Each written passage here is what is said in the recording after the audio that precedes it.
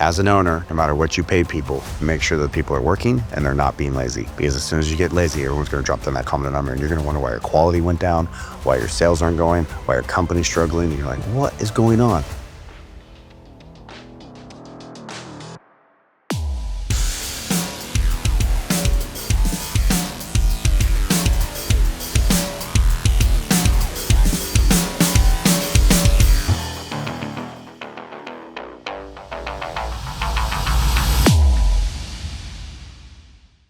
Buddy, how are we doing on this beautiful day? It is misting in October. Fall's starting to hit. We just got done with Oktoberfest over here, so good stuff, fun times.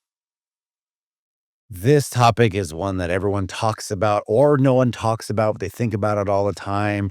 It is monumental to the bottom line, but it's also monumental to the quality of your company, how well people perform, how well the customer experience is. Everything is evolved around money, and it is definitely talking about the pay structure of your team. Touchy subject. Nobody likes to talk about money. For whatever reason, in our society and our culture, is a taboo subject. I don't get it. I don't understand it. I'll sit down and talk money all day long because through the conversation of money and how you spend your money on marketing and how you spend your money on your team, it adds up to the big picture of how you're going to run your company. Well, maybe you figured out something that somebody else hasn't figured out. So for me personally, I love talking about money. I'll tell you everything about me and you can tell me about yourself. It's not taboo for myself, but very much so in our society. And so we're going to dig into it. So we're going to enter what we call the danger zone. And we're going to talk about some sensitive stuff right now, but pay.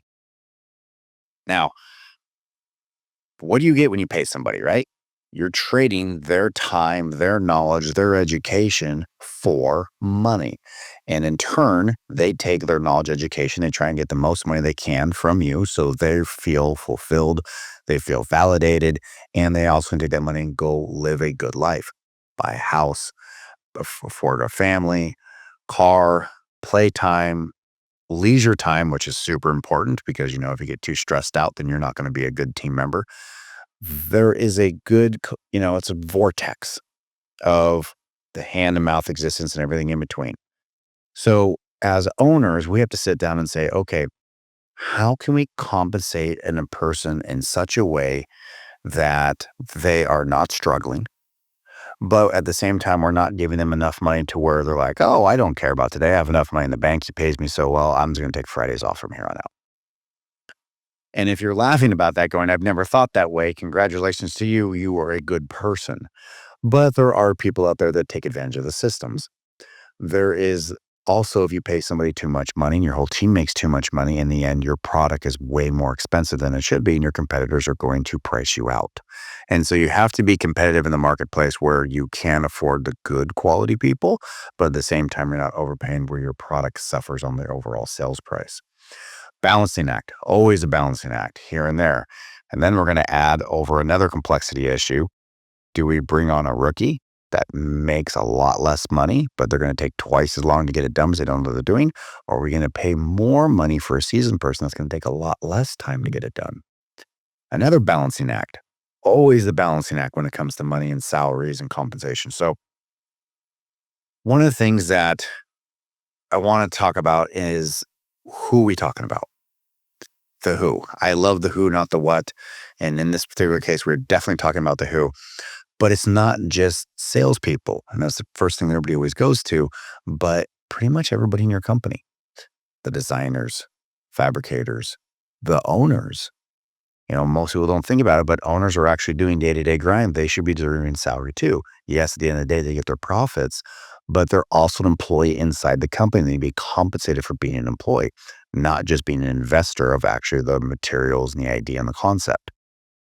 Installers, painters, everybody has a plan now. And there's a whole bunch of different ways that you can structure your pay scale. Let's talk about some of the basic ones right off the bat. Salary only. If you are paying your team members salary only, you are saying, hey, for your knowledge, your expertise, we are going to pay X number of dollars. No incentive program, no commission scale. We know what you're worth. What do you want to make? This is what you're going to get paid day in and day out on an hourly basis for the hours that you've worked. So this is really nice because there's a lot of stability here. They know what they're going to be making every single week. They can now budget their household. They can now figure out how much they can afford, how they can live their lives, what they can save up for, retirement, and everything in between. A very nice, stable structure with salary only. The problem with salary only is they may not be incentivized to really work harder. If they get 10 projects done in a day versus only 8 projects done in a day, there's no incentive for them to push a little harder. They might take an extra 5 minutes at the water cooler. They might sit and text on their phone a little bit longer than they should be because they're not really incentivized to push harder and do well and do well. So, with that being said, salary only has its perks. Stability, yes. Incentivizing, no. How are you going to get them to push harder? Now you talk about some of these online coaches that they have, and they're talking about, tell the team that, incentivize them by saying the last team that was on call did 8 projects in the month. Can you do 9? Maybe we do 10 and kind of a competition. Yeah, that might work for a couple days. But after a while, you'd be like, okay, this is getting ridiculous here. I'm pushing as hard as I can, and there's no real incentive for me. At the end of the day, I'm still bringing the same home amount of money. So that's a blip on the radar. That's not long lasting. But you could do this and add to the salary only is here's a benchmark for the entire company. If the entire company hits 20% net profit or the entire company gets a million out the back door, then there's escalators, bonuses in such a way where you can say, hey, you hit here and we're going to put $20,000 into the bonus structure for the entire company to be divided out. You hit here and it's a $5,000 bonus, or you hit here, everybody has a $200 bonus, or you just say flat rate for everybody. Everybody has a $200 bonus if we hit these numbers. Those are ways where the salary works along with a group effort to hit certain numbers. So it is a way that you can incentivize them a little bit, but the salary keeps the stability. Just want to take a moment to talk about Square Coil here. Square Coil has been powering the signage industry since 2011, and we're only growing bigger and better and stronger every single day. Some of the latest updates have just made my life a lot easier. I'm sure it's going to make your life a lot easier. So if you haven't checked us out, go ahead and get on our website, squarecoil.com. Take a look. And if you have an outdated key, an old software program that's going to be closing its doors this year, definitely take a look at us because we can make that transition real simple for you. Take a look, squarecoil.com. The next one, which I'm going to vote that most people are in, is salary plus commission. Now, when I say salary plus commission, you instantly go to the salespeople. And we're going to talk about them first, but there are other ways to do commissions for your other team members. Sales, real simple. Let's say they make $50,000 a year on a base salary, and then 5% commission, 3% commission, 7% commission, whatever you feel the structure is for them. I will say right now, when we are talking to the salespeople, owners, unclench your purse. I cannot tell you how many times you are paying your sales reps pennies. They are the ones that are controlling the flow. They're turning on the valve for your company. That's where all of your product, all your information is coming in, your sales, all of it goes through them. They are out there making leads, finding people and bringing them into your company and making them buy from you. They are vital to your organization, vital to your company. Please, please, please do not try and think that they're the same guy that's an assembly worker out there just slamming LEDs and letters or putting laminate on digital prints. They are very different. They're a different animal. They're a different beast. They need to be compensated. Just put a structure together in such a way that, hey, if I make this much money and this company does this many sales, I'm super happy. I have no problem paying them this. And then work yourself backwards. If you sell $40,000 in a month, you get X. If you sell $60,000 a month, you get X. You get $100,000 a month, you get X. You get $500,000 in a month, you get Y. Those are the reasons that you want to incentivize them with a salary plus commission structure. There's people out there that are hunters. They're pushed and motivated by hunting and killing and being rewarded as soon as they kill. That's their mentality. That's their mindset. Those are the salespeople. Salary plus commission works. A little bit of stability, but you get that go get 'em attitude. You get to put a fire under them and get them to move. Salary plus commission when it comes to other things. Designers. Hey, you get 30 designs done in a month, $100 bonus. And put a little commission tier set up for how much they do, how much they push through, how much faster they work. It's easy to put a little tier together where it's a salary plus commission even for the designers. Metal guys. For all projects that are under budget, In this given month, you get 20 projects under budget in a given month or 30, depending upon your workflow. You get this accelerator, you get this bonus structure. You can do salary plus bonus or salary plus commission inside of those areas as well. Don't think it's only to the salespeople.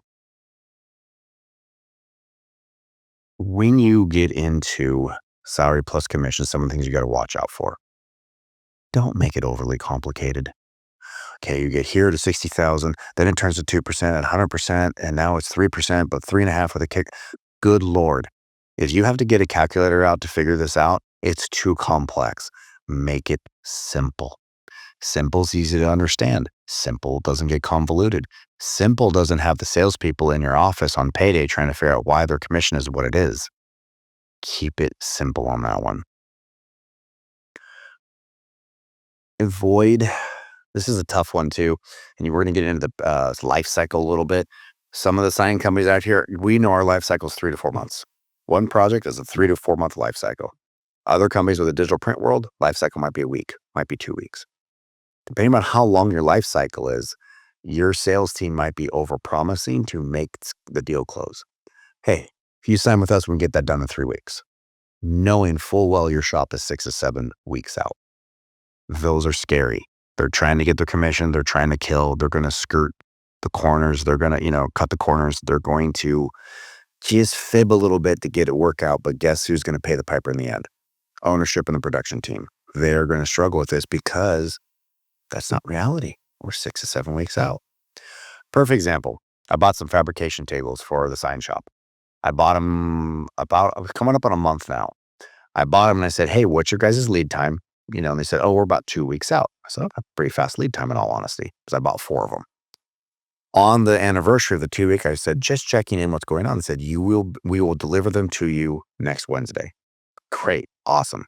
Tuesday comes, I call and I say, hey, just confirming they're going to be here tomorrow. They said, nope, we're another week out. Our apologies. They'll be delivered next Wednesday. I'm like, oh, you guys are behind. You're kind of struggling. Yesterday, I called and I said, we're going to get them today, right? Because today's on Wednesday. And they go, nope, we're another week out. George just said, I want to talk to ownership.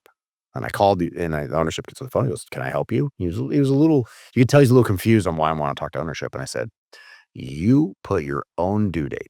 You told me the due date. All I did was follow up on the due date that you gave me, and you failed 3 times. Why is it you can't hit their own due date that you told me? I didn't put any words in your mouth. What's happening? And he was like, I'm so sorry. They should have never said that. We've been 7 to 8 weeks. We're being slammed. This is what it's always been. My apologies. And I got suckered, just like I'm talking to you guys. The salesperson overpromised to get the deal, knowing full well they couldn't hit their numbers. And every single time I asked, like, oh, just 1 more week, they get pushing me off. Will the fabrication tables be awesome? I hope so. Did the company leave a bad taste in my mouth? Absolutely. They missed the due date that they told me. That's not excusable, not in this world, not in our fast-paced Amazon-style world. When you give us a due date, that's when it's supposed to be here.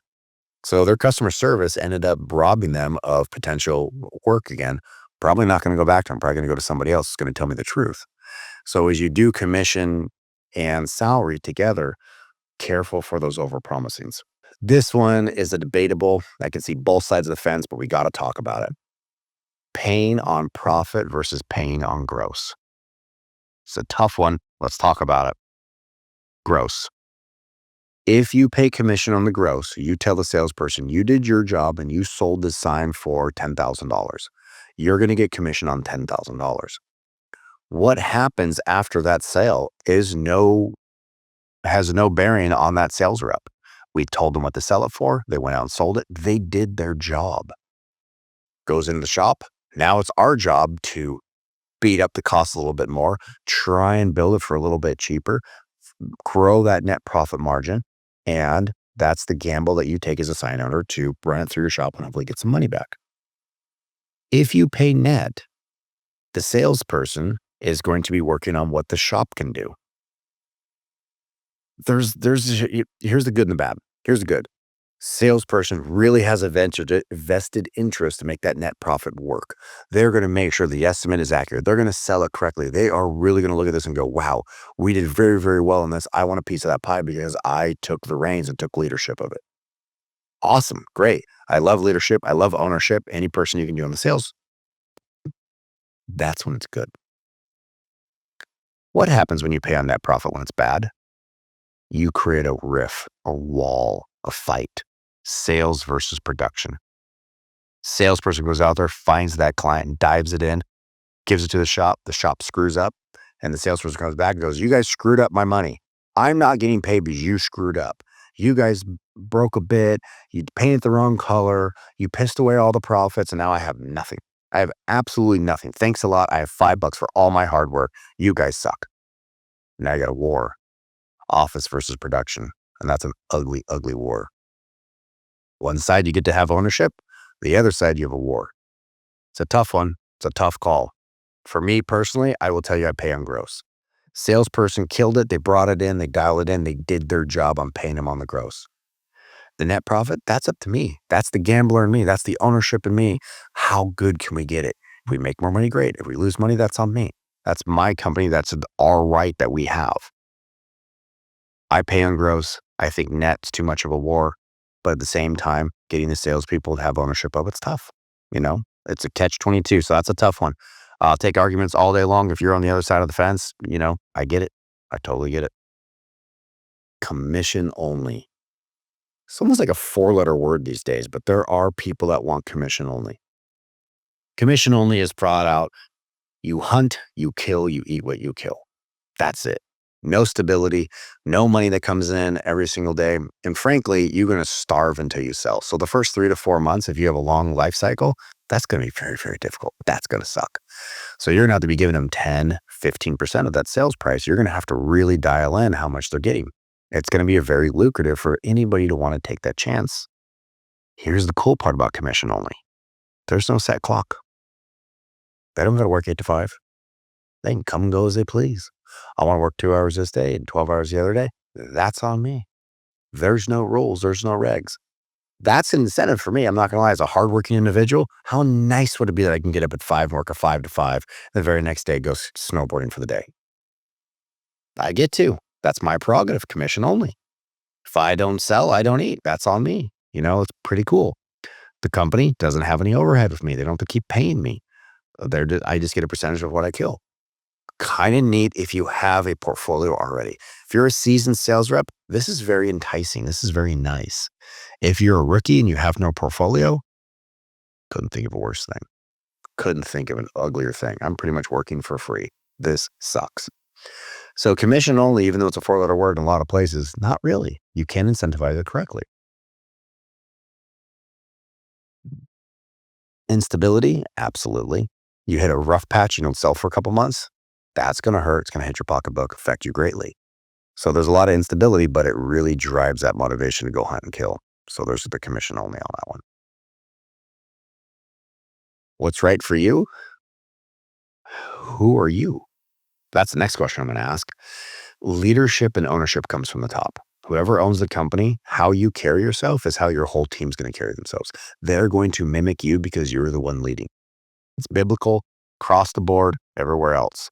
You can go all the way back to Jesus. Was he very humble? Was he always leading by example? Was he never showing off? What was all his disciples? The same way. However you lead, your team is going to follow suit. So, are you a person who likes to hunt and kill? You're probably going to attract people that like to hunt and kill. Do you like to sing Kumbaya and everyone work together as a team? You're probably going to want the salary only on there because it's going to fit your personality and your profile. You're going to have to be true to yourself and figure out how you want to structure the team and where you want to go. Me personally, I have multiple revenue streams for my team members.